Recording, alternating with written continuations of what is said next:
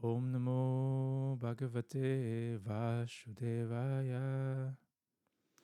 Om Namo Bhagavate Vasudevaya. Om Namo Bhagavate Vasudevaya.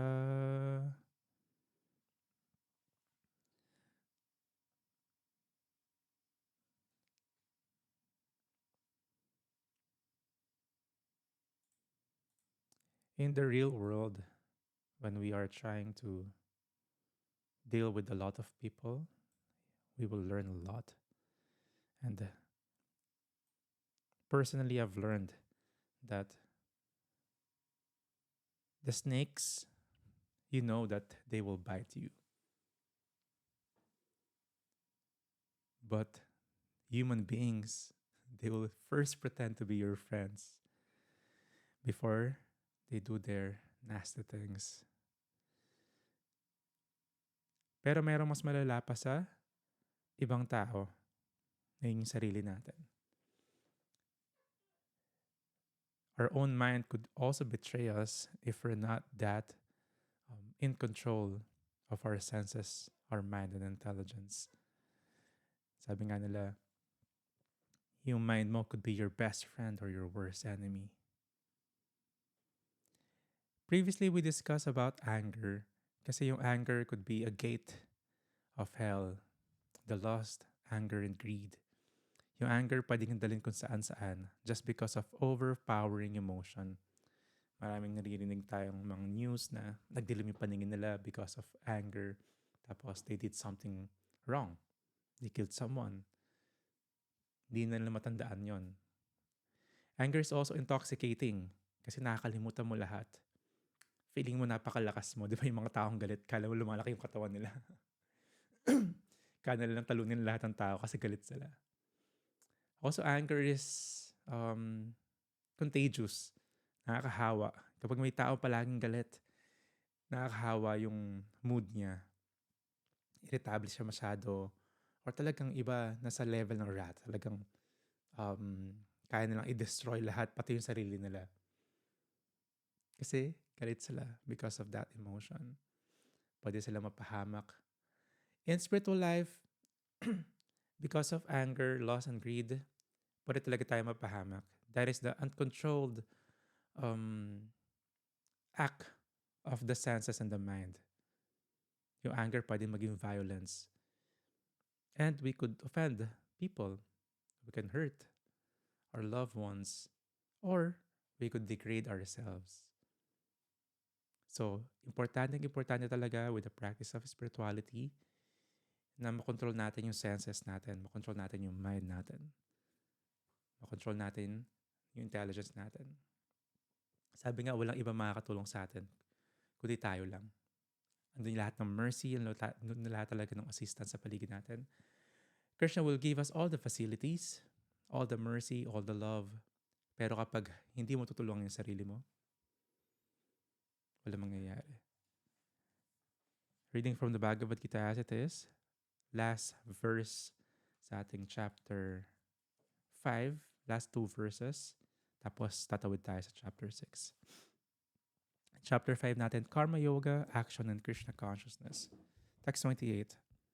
Shutting out all external sense objects, keeping the eyes and vision concentrated between the two eyebrows, suspending the inward and outward breaths within the nostrils, and thus controlling the mind, senses, and intelligence, the transcendentalist aiming at liberation becomes free from desire, fear, and anger. One who is always in this state is certainly liberated. So Krishna explained here yung ibang ginagawa ng mga yogis. Kasi may different ladders of yogis, may different practices ng yoga. So this, na-explain niya yung breathing exercises and meditation ng isang Ashtanga yoga. Ng isang Ashtanga yogi.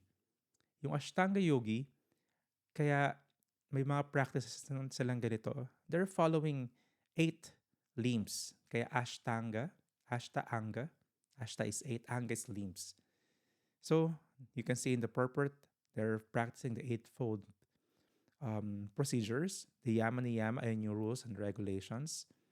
Yung dapat gawin ng isang yogi, yung hindi dapat niya gawin. The asanas, the postures.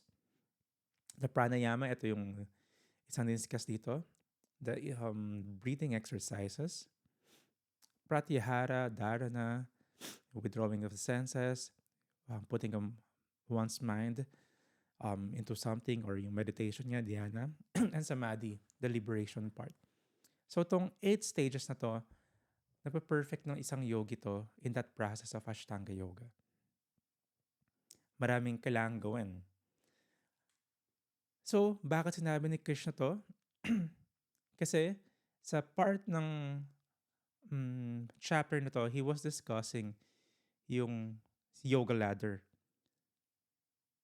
Yung yoga kasi, the purpose of it is matanggal yung desire, material desire, fear, saka anger.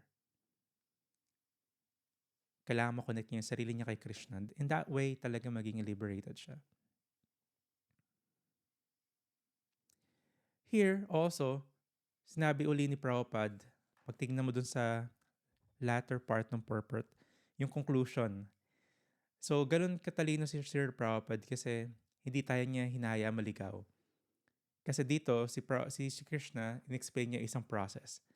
Pero in context, nung mga succeeding verses, sinabi ni Krishna na, that's so hard, Krishna. That's so hard, Arjuna. Hindi mo kailangan gawin yan. And hindi para sa'yo yan. Hindi mo path to. In-explain niya kung gaano kahirap ng path na to. Kailangan mo mag-practice ng bhakti. Kailangan mo mag-practice ng the failing nung anong meron ka para mas makontrol mo yung senses. So yung isang advanced yogi, hindi niya hinahayaan magkaroon siya ng distraction. Mapunta yung ibang attention niya sa ibang mga bagay-bagay. Even na nasa part ng yoga yon.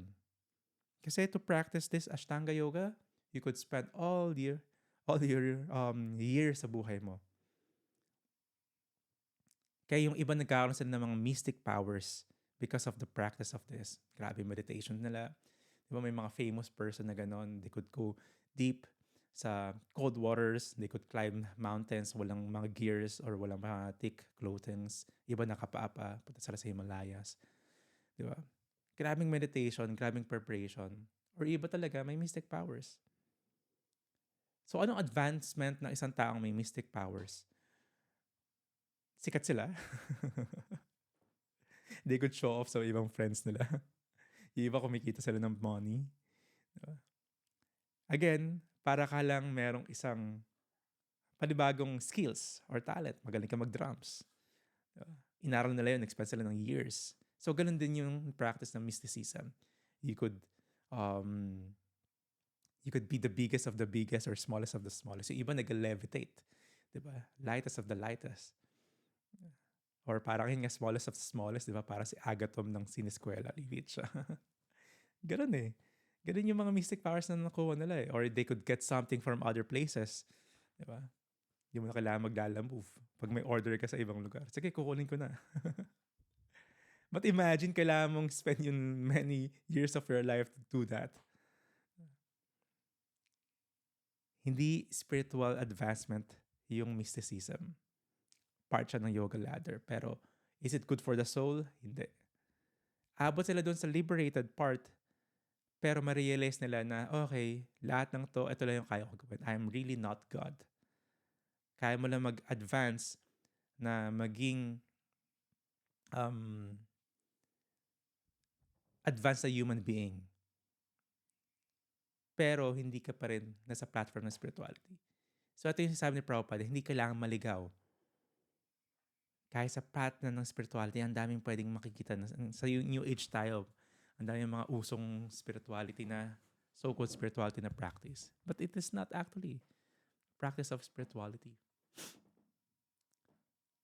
So, a devotee, yung attention niya, yung senses niya, laging papunta kay Krishna. Wala siyang sinasayang na oras. Hindi mo na kailangan mag-antay pa. Pag matanda na ako, doon ako magsiseryoso. Doon na ako surrender kay Krishna. Ngayon, mag-experiment muna ako. Wala tayong assurance na tatanda tayo. 29. A person in full consciousness of me, knowing me to be the ultimate beneficiary of all sacrifices and austerities, the supreme lord of all planets and demigods, and the benefactor and well-wisher of all living entities, attains peace from the pangs of material miseries. So kapag alam mo nga si Krishna yung talagang goal ng buhay mo, si Krishna yung may-ari ng lahat, and lahat ng effort na gagawin mo is papunta kay Krishna palagi. Kahit i-offer mo sa demigods yan, i-worship mo yung money, diba? Magpakabaliw ka materially, energy ni Krishna rin yun eh. Lahat yung papunta kay Krishna. Hindi ka lang nakadirekta. And si Krishna, itong isang part niyan, well-wisher siya ng lahat ng living entities. Oh, Radhacharan, bakit may mga taong nag-suffer? Bakit may mga taong pinanganak sa ganitong environment or sa lugar? Diba? Ba't sa Pilipinas? Well-wisher ba talaga tayo? Ba't di tayo sa Pilipinas?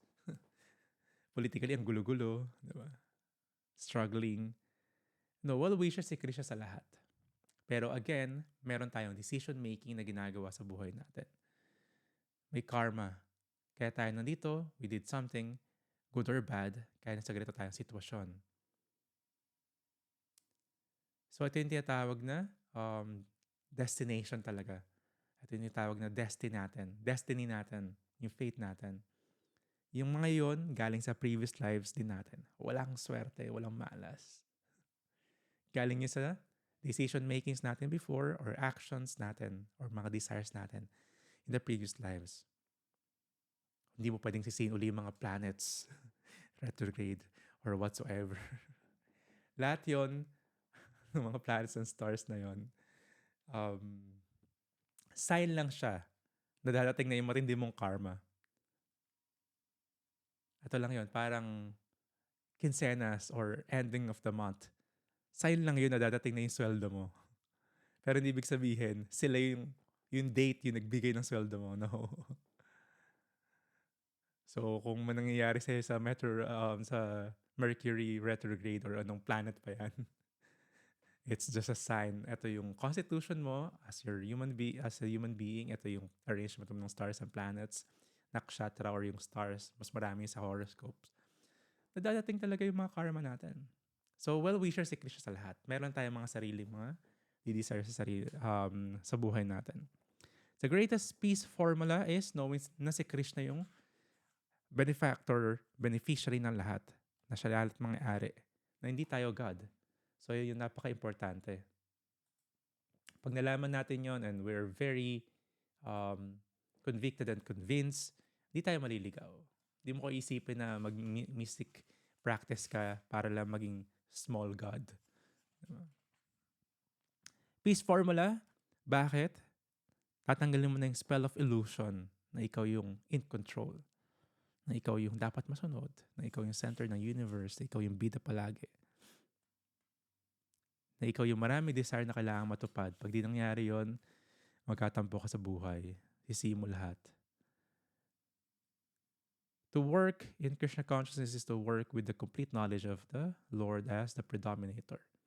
Kaya ano yung eternal position ng isang soul? We are servants of the servant of Krishna.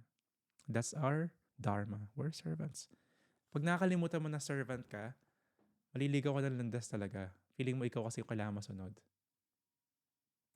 Pero palagi mo sa isip na ikaw yung servant, magiging peaceful ka. Anong power ko para control yung mga nangyayari sa paligid? I just have to serve. Minsan di mo nga kailangan makinig sa sarili mo kasi yung mind is so tricky. Pwede tayong ipahamak. Lagi kong tanong, ilang beses ka na pinahamak ng mind mo? Yung sitwasyon, yung mental health, yung mga scenario sa buhay natin, ito yun. Hindi natin pwede sisihin ibang tao rin na nangyari sa atin yun. Yes, may mga traumatic experiences tayo. Pero may decision making pa rin tayo paano natin ipaprocess yung mga experiences na yun. Is it gonna be good for us? Or is it gonna be degrading? We'll learn more about that. Ang ganda ng topic na yun. Chapter 6, Text 1, entitled Dhyana Yoga.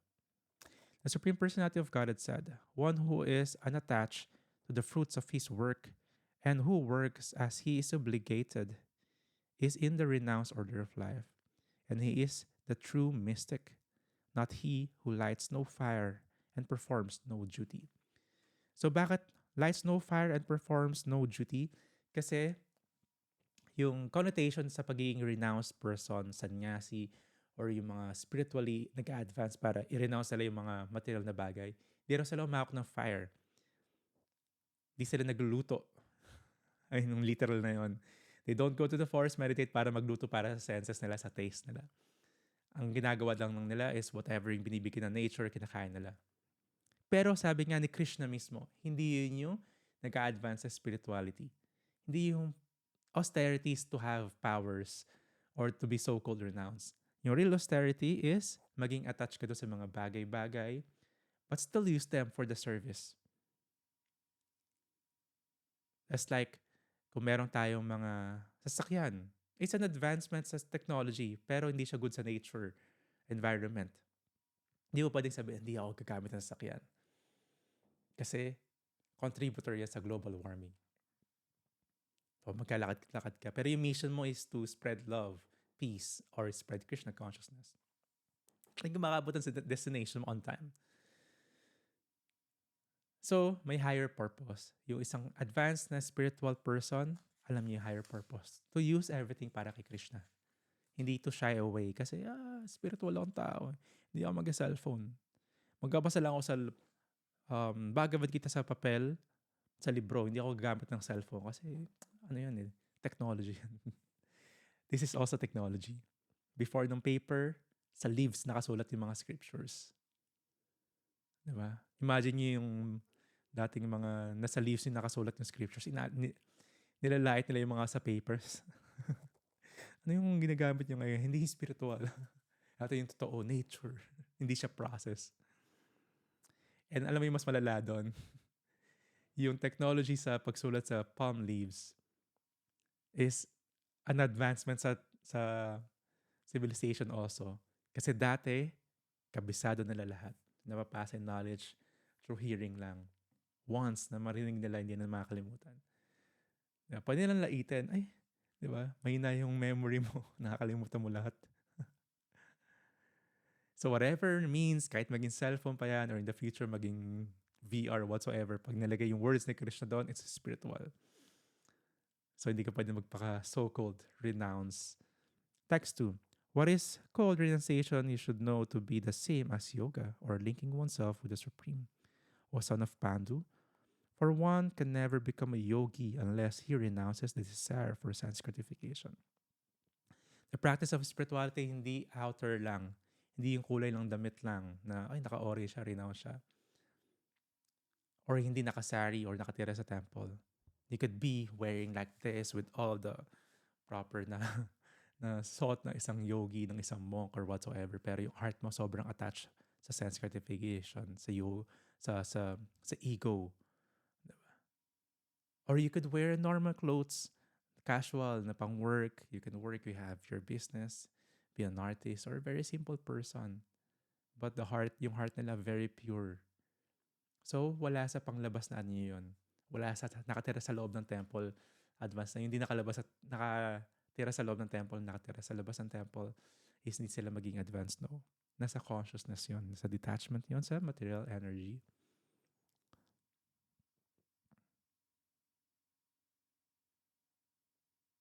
The purpose of knowledge and of restraining the senses, as prescribed by the Jnana Yoga, is automatically to serve Krishna.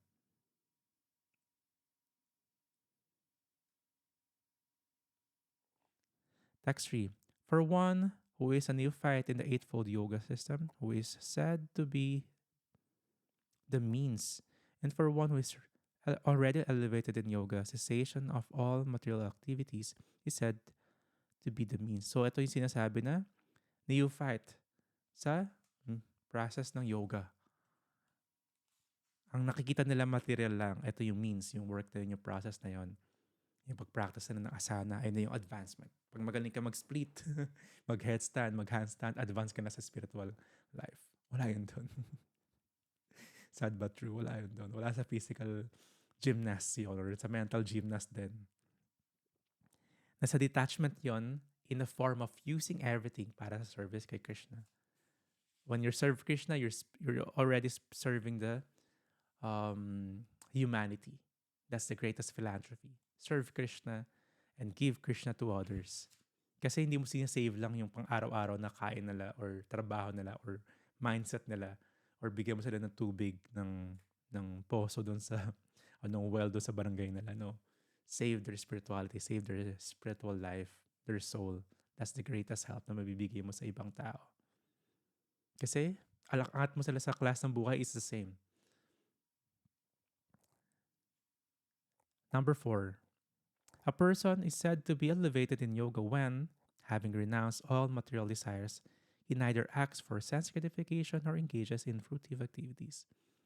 So, advanced yogi or spiritual person, hindi siya kumikilos para sa sense gratification niya or para dun sa makukuha niya pabalik.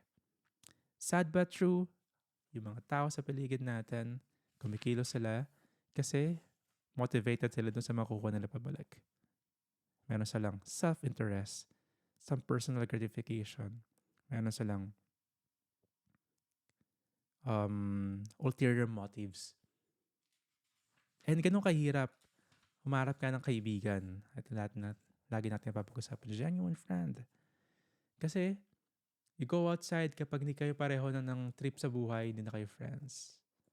Kapag wala siyang silbi sa'yo, wala ka lang silbi sa kanya, naging shallow na lang yung relationships. That's reality. That's material world. Kailangan maging clear palagi sa atin, especially those who are trying to practice spiritual life, yung meaning ng friendship is centered around service kay Krishna. Kasi yung purpose ng buhay natin, if you're helping each other advance spiritually, naghahilang kayo pataas, papunta kay Krishna, ay ito talaga yung totoong friendship. Kasi yung magkakasama kayo sa kalokohan, magkakasama kayo sa degrading oneself because of intoxication. Kasi it's fun, parehas kayong nag-enjoy, parehas kayong may adventure, parehas kayong nakulong, parehas kayong ginawa to. Is it really friendship? Or accomplishment dun sa crime? Na naghihilang kayo pa ba? Pwede po talaga siya maging loyal. Pwede ka talaga maging loyal. May different levels kasi ng friendship. It's just like that. Na talagang pwedeng ipapahamak din. O meron din talagang sobrang babaw na friendship na negotiable kung ano yung merong kapalit. And sad but true, pwede kang iwanan saglit na talagang hindi totoong kaibigan because wala na makukuha sa'yo or na-insecure sila kasi hindi na sila na-feel good. Hindi sila well-wisher. Like yung title nga natin today, pwede kang pakisamahan ng todo-todo.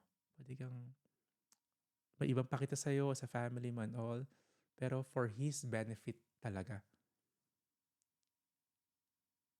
Then, if di nila makuha yun, they could betray you. They could get everything. They could just be ungrateful. Alis na sila, exit na sila. Wala na kasing connection. Wala talagang nakukuha. Text 5. One must deliver himself with the help of his mind and not degrade himself. The mind is the friend of the conditioned soul and his enemy as well. So before tayo umasa sa ibang tao para masalba yung sarili natin, kailangan natin ma-convince na kailangan tayo mismo yung mag-save sa sarili. Otherwise, i-degrade mo nga yung sarili mo. Kahit anong tulong pa lang sa paligid mo.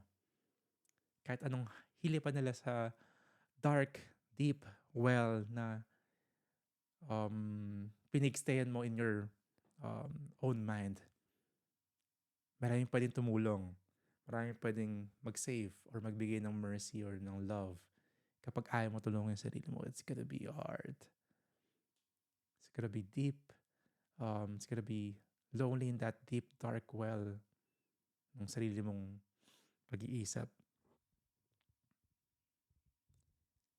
And kapag yung mind mo is hindi mo pwede pagkatiwalaan, didegrade ka lang, magdidegrade.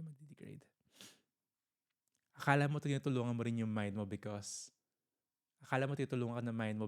it feels good. Like addiction, it feels good. Very comforting. Kapag may problema, relapse ka lang. Relapse ka lang doon sa substance abuse or sa mental struggles. Kasi relaxing and comfortable yon. Pero is it really that helpful? No. Like procrastination. Diba? Relax. Feeling mo tutulungan ka ng mind mo. Yung mga hindi magagandang bagay. It feels so nice in the beginning. Pero at the end, meron kang kailangan i-receive. Madalas hindi maganda yon, yung reward na yon. Hindi nga siya reward, punishment. Sweet in the beginning, poison at the end. So yung mind, hindi mo daw kailangan magtiwala. Kaya the process of yoga is to know how to control the mind and the senses. Hindi siya para maging flexible lang. Hindi siya para maging ikaw na yung pinakamahabang inhale and holding ng breath mo. It's way deeper than that. The purpose of it is to prepare oneself sa practice ng spirituality. Makontrol mo yung mind mo, makontrol mo yung senses mo, hindi ka maging victim ng material desires, hindi ka alipin din ng depression, you're not a slave of depression, or hindi ka maging slave din ng anger and greed. If you're in control of that, then mas madali mag-practice ng spiritual life. Kailangan mo talaga dumaan mag-practice ng mga ganitong mysticism para makapag-practice ng bhakti. Hindi.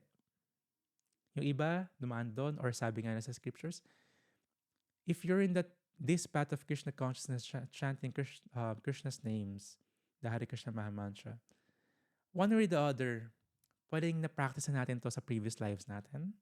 Dumaan na tayo dun sa lahat ng ladder na yon in our previous lives. Inaral na yung lahat ng scriptures.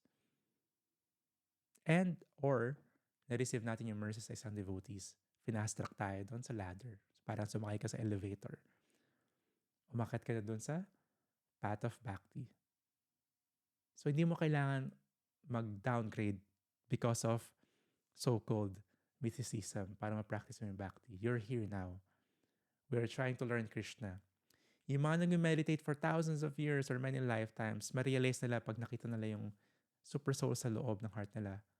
Oh, this is Vishnu, the incarnation of Krishna.